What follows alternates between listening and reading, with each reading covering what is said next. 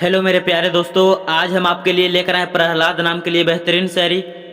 दोस्तों, वीडियो आपको पसंद आएगी तो प्लीज़ इस वीडियो को लाइक कीजिएगा और अपने दोस्तों के पास ज़्यादा से ज़्यादा इस वीडियो को शेयर कीजिएगा। तो चलिए दोस्तों, शायरी स्टार्ट करते हैं।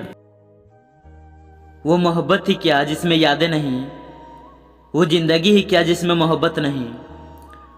वो मोहब्बत ही क्या जिसमें यादें नहीं, वो ज़िंदगी ही क्या जिसमें मोहब्बत नहीं।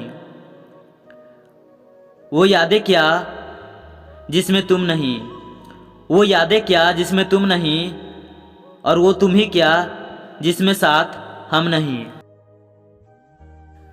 मेरी मोहब्बत सच्ची है इसलिए तेरी याद आती है, मेरी मोहब्बत सच्ची है इसलिए तेरी याद आती है।